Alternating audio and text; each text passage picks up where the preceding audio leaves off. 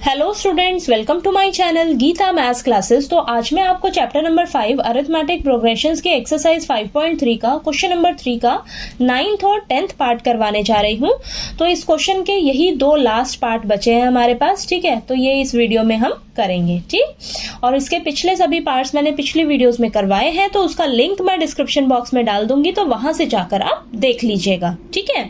तो चलिए आइए करते हैं। तो क्वेश्चन नंबर 3 में हमें एपी की ना कुछ टर्म्स दे रखी हैं और कुछ टर्म्स की वैल्यू हमें फाइंड आउट करनी है, ठीक। तो चलिए आइए करते हैं इसका 9th पार्ट, ठीक है। तो 9th पार्ट में हमें देखिए क्या दिया हुआ है। ए की वैल्यू 3 दे रखी है, एन की वैल्यू हमें 8 दे रखी है और हमें सम दिया हुआ है 192 और हमें डी का वैल्यू फाइंड आउट करना है, ठीक है।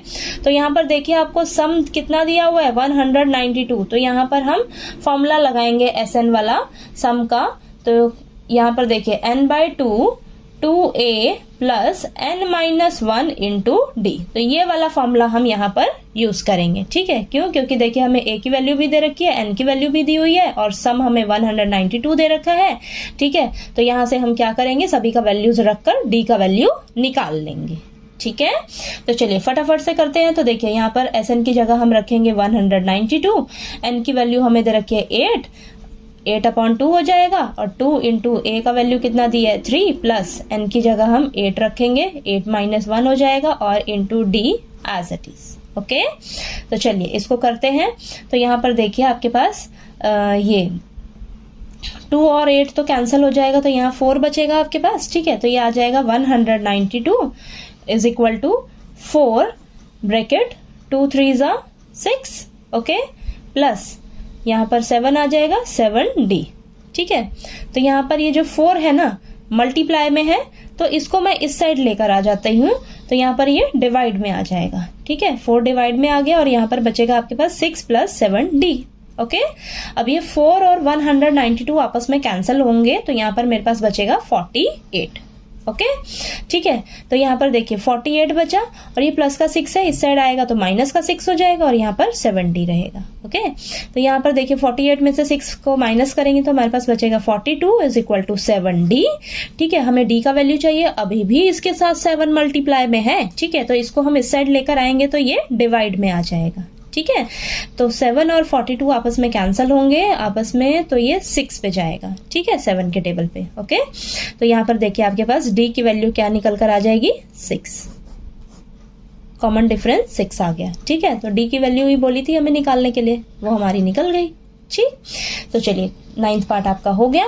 अब इसका क्वेश्चन नंबर 3 का 10th पार्ट करते हैं। तो 10th पार्ट में हमें देखिए क्या क्या दिया हुआ है। हमें ये लास्ट टर्म दे रखी है 28, ठीक है।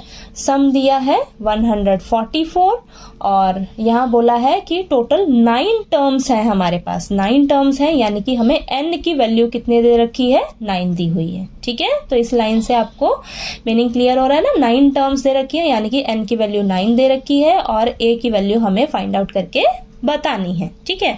तो यहाँ हम सम का कौन सा फॉर्मूला लगाएंगे, देखिए n/2 a plus l, l यानी कि आपका an, ठीक है, ठीक। l लिखो या an लिखो एक ही बात है, यानी कि आपको लास्ट टर्म दे रखी है 28, ठीक है। लास्ट टर्म 28 दे रखी है, तो हम सम का ये वाला फॉर्मूला यहाँ पर अप्लाई करेंगे, ठीक है। अब चलिए फटाफट से हम इनका वैल्यूज रखते हैं।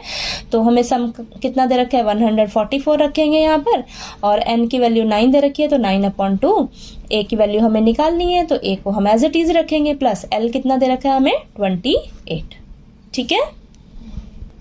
तो अब देखिए यहाँ पर हम क्या करेंगे 144 9 जो है मल्टीप्लाई में और 2 डिवाइड में है, तो इस साइड लेकर आएंगे तो 2 ऊपर आ जाएगा और 9 जो है डिवाइड में आ जाएगा और यहाँ पर बचेगा आपके पास a प्लस 28, ठीक है। अब इन्हें कैंसिल करते हैं, देखिए 9 के टेबल पे कैंसिल होगा ये 144 भी, तो यहाँ 1 आएगा और यहाँ पर आएगा आपके पास 16, ठीक है। कैंसिल करके देख लीजिएगा, आपके पास 144 जो है 9 के टेबल पे जाएगा तो ये 16 आएगा, ठीक है।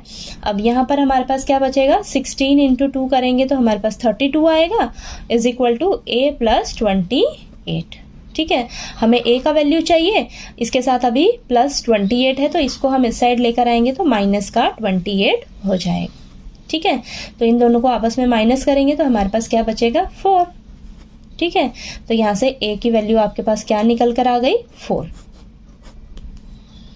ठीक है, तो ये बहुत ही इजी क्वेश्चन है, दोनों 9th पार्ट और 10th पार्ट बहुत ही इजी है। तो यहाँ पर हमें देखिए सम के फॉर्मूलाज लगाने थे, बस आपने सम का फॉर्मूला आपके पास 2 होते हैं ना, तो वो 2 फॉर्मूलाज आप कैसे अप्लाई करोगे, आप देखिए आपको कौन कौन सी टर्म्स दे रखी हैं, तो उसके अकॉर्डिंग हम सम का फॉर्मूला यहाँ पर अप्लाई कर रहे हैं। ठीक है, तो आपको ये क्वेश्चन नंबर 3 का 9th और 10th पार्ट अच्छे से क्लियर हो गया होगा। कहीं कोई डाउट आया आपको तो प्लीज़ आप मेरे से पूछिएगा, और अगर आपको मेरा वीडियो अच्छा लगे तो प्लीज़ वीडियो को लाइक कीजिए, शेयर कीजिए और ज़्यादा से ज़्यादा सब्सक्राइब कीजिएगा मेरे चैनल को। Thank you so much.